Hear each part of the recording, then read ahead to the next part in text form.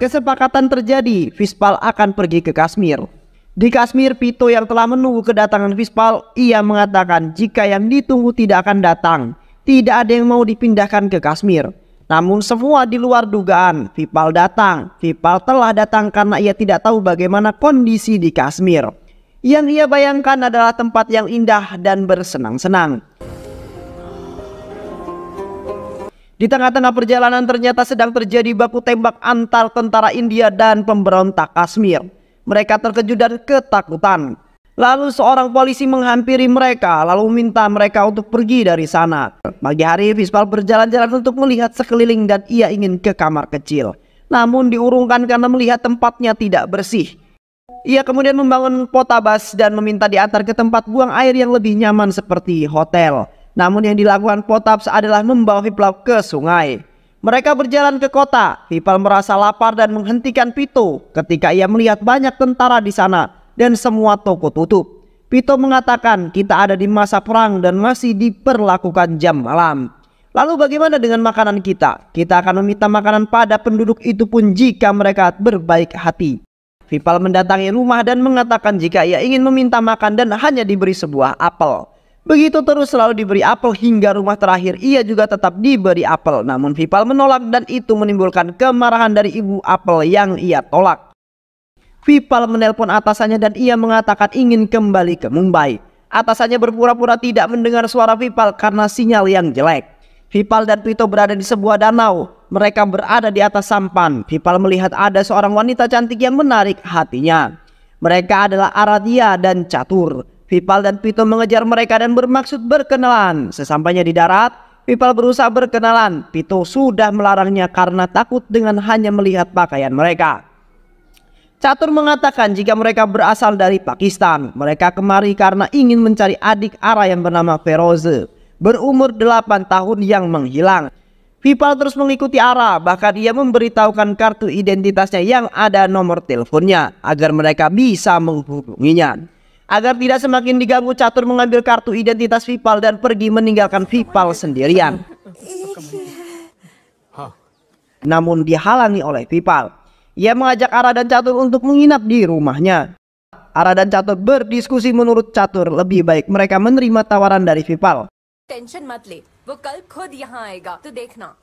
Di rumah Vishpal datang dengan membawakan makanan untuk Ara, yaitu biryani daging sapi. Ara langsung merasa mual dan berlari keluar. Bagaimana ia bisa memakan daging sementara ia adalah seorang Brahmana, golongan agamawan Hindu. Catur beralasan jika Ara adalah vegetarian. Pagi harinya Vishpal mencari Ara ke dalam rumah namun tidak menemukannya. Pito melihat tulisan di kaca yang isinya mereka pergi karena sudah menemukan Feroze. Vishpal mengajak Pito untuk pergi ke Pakistan menemui Ara dan juga keluarganya. Pito terkejut. Mereka pergi ke stasiun untuk mencari Ara. Ketika melihat kereta sebelah yang akan pergi ke Hyderabad, ia melihat Ara yang duduk termenung. Saat menghampiri Ara, ia bertanya kenapa Ara meninggalkannya dan mengajak Ara untuk pergi ke Pakistan. Bukan naik kereta ini kereta ke Hyderabad. Teman sekantor Ara memperhatikan apa yang terjadi. Akhirnya Ara memutuskan untuk jujur. Ia mengatakan jika ia adalah seorang Brahmana. Pito dan Vishpal terkejut mendengarnya. Ara kembali memperkenalkan dirinya sebagai Aradhya yang berasal dari Kotur, Pune. Lalu bagaimana dengan Feroze dan Pakistan? Ara melihat ke Catur dan Catur menjelaskan jika itu hanya kebohongan belaka untuk menghindari agar tidak diikuti oleh Anda. Vishpal duduk di depan Ara dan bertanya, apakah Ara mencintainya? Aku percaya dengan adanya Tuhan dan takdir. Melihat kegigihanmu dalam membantu mencari Feroze dan perlakuanmu selama kita bersama ini membuatku merasa tersentuh. Tanpa mengetahui siapa sebenarnya diriku, kamu tetap mencintaiku dan aku berusaha menyembunyikan perasaan ini padamu. Aku tak akan melepaskanmu, kata Vishpal. Di sini mereka baru mengetahui jika ayah mereka adalah dua orang yang saling bertolak belakang. Ayah Ara adalah seorang pemuka agama terkenal yaitu Sakram, dan ayah Vishpal adalah seorang profesor ateis yang terkenal yaitu Lenin. Apakah menurutmu kita bisa bersama? Tanya Ara. Aku tidak akan menyerah begitu saja. Kita pasti bersama, kata Vishpal. Di kantor siaran televisi, mereka mendatangkan dua tokoh masyarakat yang bertolak belakang yaitu Sakram dan Lenin, yang akan membahas mengenai fenomena gerhana bulan menurut versi agama dan menurut versi ilmiah. Pembawa acara memulai dari Sakram. Ia menanyakan sudut pandang agama Hindu mengenai gerhana bulan. Hal yang diungkapkan oleh Sakram tentu saja dibantah oleh Lenin yang lebih mengedepankan logika dan ilmu pengetahuan. Di kantor tempat Vipal bekerja, Vipal menghadap atasannya dan meminta untuk dipindahkan kembali ke Mumbai. Vipal sudah menceritakan alasan mengapa ia ingin kembali pindah ke Mumbai, karena ia sudah bertemu dengan gadis pujaan hatinya ketika berada di Kashmir. Di belakang rumah ibunya, Vipal sedang duduk menggunakan AirPod mendengarkan ceramah Sakram. Vipal melepaskan AirPod tersebut membuat kaget ibunya, takut jika suaminya yang datang. Vipal menunjukkan foto Aradnya kepada ibunya dan mengatakan jika Ara adalah putri Sakram dan mereka saling jatuh cinta. Ara adalah calon menantu ibu, bantu kami Bu, kata Vipal. Ibunya terpesona dengan kecantikan Ara dan mengatakan akan berbuat sebaik mungkin untuk menjadikan Ara sebagai menantunya. Vipal menelpon Ara untuk berbicara dengan ibunya. Ara diminta memanggilnya dengan sebutan ibu mertua.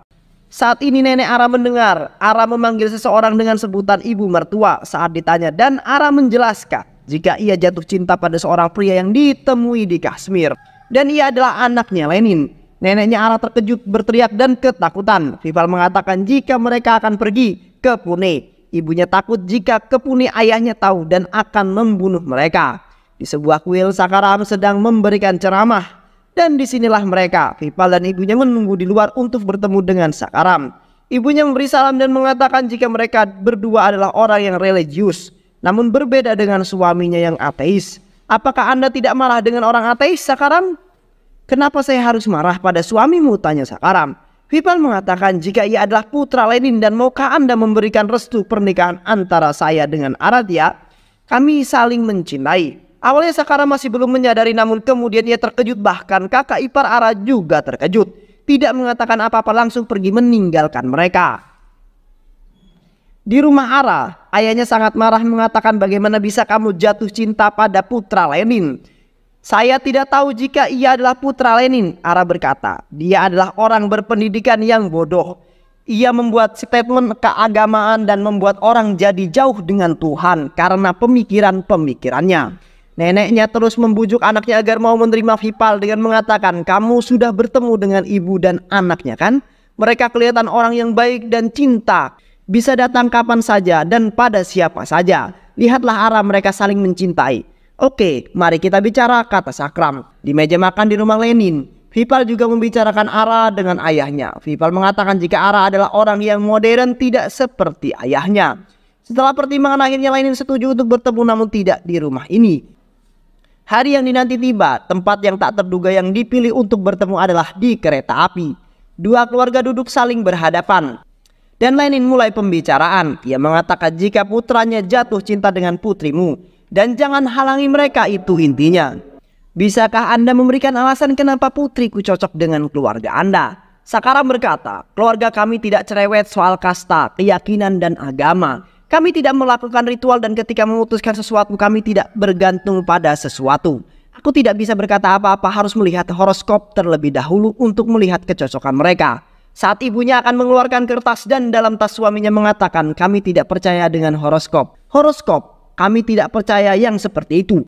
Setelah melihat tanggal lahir Vipal, Sakram mengatakan jika horoskop mereka bertolak belakang. Mereka akan bertengkar terus. Jika mereka menikah, ini akan membuat mereka sengsara dan kesedihan. Apakah ada obatnya, Guruji, kata ibunya Vipal. Ayah dan anak harus melakukan persembahan. Hal ini ditentang oleh Lenin. Bertepatan dengan kereta yang berhenti, mereka semua keluar dari kereta. Tak ada hasil yang diperoleh hari ini. Lihatlah kebodohan mereka, sekalipun mereka menyetujuinya. Maka aku tidak akan menyetujuinya. Ayah, aku tidak memerlukan persetujuan dari siapapun. Aku akan menikahinya besok, kata Vipal. Apa kau sudah mengambil keputusan, Ara? Lihat ayah, ayah bicara sebagai Sakram, ayahmu. Horoskop laki-laki itu sangat buruk dan minta ia untuk melakukan persembahan. Jika tidak, hidupmu akan penuh dengan penderitaan. Terdengar bunyi klakson mobil, ternyata Vipal datang ke rumah Ara. Ayahnya mengusirnya dari rumah dan menutup pintunya dengan keras di depan mukanya. Hal ini yang membuat Ara menangis karena ayahnya yang menutup pintu dengan keras. Kamu jangan melakukan itu padaku. Saat sampai di pintu mobil, Ara berkata, mari kita tunjukkan bahwa kita adalah pasangan yang ideal. Hari yang ditunggu pun tiba. Mereka menikah di catatan sipil tanpa ada prosesi keagamaan. Berita pernikahan mereka menjadi viral karena ini pernikahan dua anak yang memiliki ayah yang bertolak belakang. With love. Ara dan Vipal sekarang sedang dijamu di rumah atasan tempat ia bekerja yang bernama Zoya. Disinilah mereka di sebuah apartemen yang sederhana. Hanya ada mereka berdua, berbulan-bulan mereka menikah dan yang ditunggu akhirnya datang juga, yaitu seorang bayi.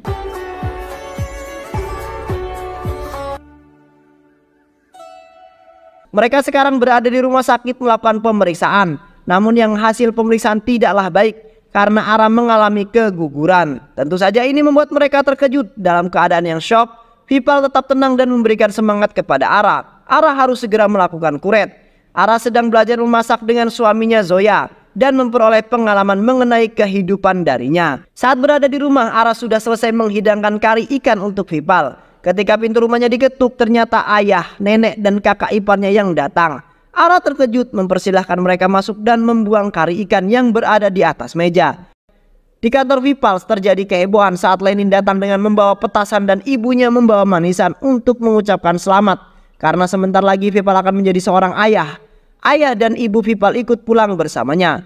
Sesampainya di rumah, Lenin berbicara pada Sakram jika Vipal dan Ara akan menjadi orang tua tanpa melakukan persembahan terlebih dahulu. Ayah mertua terus berbicara tanpa henti, yang kemudian berhenti ketika Ara mengatakan jika dirinya tidak hamil karena ia mengalami keguguran. Mereka semua terkejut. Ibu dan nenek segera memeluk Ara dan Sakram mengatakan jika Ara tidak akan hamil sampai ia melakukan persembahan. Setelah mengatakan itu, Sakram pergi meninggalkan mereka. Disinilah konflik mereka akan dimulai, di mana Vipal kecewa dengan Ara karena Ara mengatakan yang sebenarnya tanpa membicarakan dulu dengan Vipal. Hingga pagi saat Ara sedang berjemur pakaian, Vipal datang lalu memeluknya. Namun dilepas oleh Ara mendengar perkataan Vipal yang seolah-olah menyalahkannya. Dan Vipal tidak menyadari kesalahannya. Datanglah Zoya yang berusaha untuk menengahi, namun yang terjadi malah memperuncing keadaan. Ara mengatakan jika ini adalah urusan mereka, jangan ikut campur. Mereka sama-sama dalam emosi yang tidak stabil, akibatnya kehilangan bayinya. Vipal tidak memikirkan perasaan Ara saat ini. Seharusnya ia membicarakan ini baik-baik dengan Ara. Ara pulang bekerja dan melihat suaminya menunggunya dengan membawa anjing kecilnya. Membawakan kopi juga sebagai usaha meminta maaf kepada Ara. Hingga datang sekelompok pria yang kemudian salah satu dari mereka ada yang mengenali Ara yang sering pergi ke apotik untuk membeli tes pack. Salah seorang di antara mereka berdiri dan mengatakan sesuatu yang tidak pantas dan membuat Vipal marah dan berkelahi dengannya. Pemuda itu berhasil Vipal kalahkan. Lalu ia mengatakan jangan pernah mengganggu wanita yang sudah menikah, apalagi jika suaminya berada di dekatnya. Itu aku. Mereka tidak terima teman mereka kalah dan mereka menyerang Vipal beramai-ramai. Namun mereka semua kalah dan turun dari kereta. Setelah sampai di rumah, Vipal memeluk Ara dan mereka berbincang. Sudah 2 hari Ara mendiamkannya. Kita adalah pasangan serasi abad ini. Tak akan ada masalah lagi. Ara melihat dengan tidak percaya. Baiklah, aku akan menunjukkan kepada dunia. Aku akan menjadi suami yang siap siaga selama 24 jam. Ara mengatakan kita akan memperbaiki semuanya. Vipal mengatakan akan melakukan apapun yang Ara katakan. Ditemani sahabatnya, Vipal pergi ke klinik pengobatan kesuburan dengan memakai kacamata dan topi agar tidak dikenali. Di lain tempat, Ara catur menghadiri sebuah pesta bersama bosnya. Pesta ini ditunjukkan untuk keberhasilan proyek mereka. Vipal menghadiri juga pesta tersebut dan ingin mendekati Ara yang sedang berbincang dengan seorang, namun dihalangi oleh temannya. Vipal melihat jika Ara dapat tersenyum dengan bebas, tidak seperti saat di rumah ia tampak depresi. Saat makan siang di kantor dengan Zoya, ia mengajak Vipal dan Ara untuk ikut ke kampung halamannya karena putrinya akan berulang tahun 2 hari lagi. Kalian membutuhkan suasana baru. Di sana pemandangannya sangat indah dan berangkatlah mereka menggunakan mobil. Sesampainya mereka di sana, mereka pergi jalan-jalan dengan menggunakan perahu. Lagi-lagi mereka terlibat pertengkaran akibat komunikasi yang tidak baik. Akibatnya mereka tidak mengungkapkan apa yang menjadi keinginan mereka. Akibat mereka yang selalu egois dan tidak saling memahami satu sama lain. Mereka sampai ke tempat Zoya dan suaminya. Pesta diadakan dengan meriah. Suatu hal yang tidak mereka ketahui tentang Zoya dan suaminya, ternyata mereka menyimpan luka akibat kehilangan anaknya. Namun mereka selalu berusaha untuk ceria. Zoya menceritakan apa yang terjadi. Kelahiran anaknya yang prematur, bagian organ tubuh yang belum sempurna dan tulangnya yang rapuh. Suaminya selalu menguatkannya menjadi penopang dikala ia lelah dan akan menyerah. Keesokan harinya ketika Vipal terbangun dari tidur, ia tidak menemukan Ara dan ia mencarinya keluar. Bertanya pada orang-orang, ia menemukan Ara berada di pelabuhan kecil sedang menunggu kapal yang akan membawanya kembali ke Mumbai. "Ara, kamu mau pergi kemana?" Pune jawab Ara. "Saya tidak mendapatkan apa yang saya mau," kata Ara. "Kehidupan pernikahan tidak seperti yang Ara inginkan. Aku bahkan takut berbicara denganmu. Jika aku berbicara kamu akan merasa marah." Ara meninggalkan Vipal. Untuk memperbaiki keadaan, Vipal pergi menemui Ara di rumah orang tuanya. Namun kedatangannya ditolak oleh kakak iparnya. Lenin mengatakan jika Vipal harus meninggalkan Ara. Vipal mengatakan jika ayah dan ibu sudah menikah lama, ibu tetap percaya dengan Tuhan. Lalu kenapa ayah tidak meninggalkan ibu? Lenin dibuat kesulitan untuk menjawab. Ia mengatakan jika ia mencintai ibu kalian, jika ayah bisa mencintai ibu selama 30 tahun, tidak bisakah aku mendampingi istriku duduk selama 3 jam dalam upacara persembahannya? Acaranya akan diadakan di Pune besok, dimulai dari saya dan akan diakhiri oleh Anda. Saat di kuil ia diminta oleh kakak iparnya untuk berganti pakaian, dan saat ia melihat Ara, namun Ara tidak mau berbicara dengannya. Ketika ibunya memanggil lalu bertanya sudah berbicara dengan Ara. Belum, jawab Vipal. Ara sama sekali tidak mau bicara. Ibunya mengatakan akan berbicara dengan ayahnya Ara. Karena menunggu Lenin ia tak akan pernah datang, karena baginya kuil ini hanyalah sebuah batu. Tanpa mereka sadari Lenin telah masuk ke dalam kuil. Ia datang demi anaknya. "Beritahu ayah apa yang harus ayah lakukan, nak." Mereka melakukan prosesi ritual hingga saat akan memasukkan persembahan ke dalam api. Turunlah hujan pada saat itu. Lenin dan Vipal yang tidak beranjak dari tengah-tengah tempat upacara. Sakaram mengatakan kepada menantunya untuk memanggil mereka berteduh. Lenin berlari mendekat ke arah Sakaram. Mereka berbicara. Lenin mengatakan tidak apa-apa, dialah yang penting, anaknya bahagia, itu yang terpenting. Mengikuti seberapapun banyaknya ritual yang akan dijalankan, Sakaram mengatakan aku tidak melihat siapa yang menang dan kalah. Sejak kedatangan putramu ke rumahku dan kesediaannya melaksanakan persembahan ini, saya tidak merasa menang. Saya melihat kesungguhan dan cinta yang besar untuk putriku. Bahkan ketika kau membungkuk melakukan ritual ini, saya tidak merasa menang. Justru saya merasa betapa besar rasa cintamu untuk putramu. Berdebat mengenai kepercayaan dan ilmu pengetahuan tidak akan pernah habis dan akan menghilangkan sisi kemanusiaan. Bahkan Tuhan pun mendukung mereka dengan menurunkan hujan. Tuhan yang akan menyelamatkan mereka. Anda dapat membawa putri saya setelah hujan ini berhenti.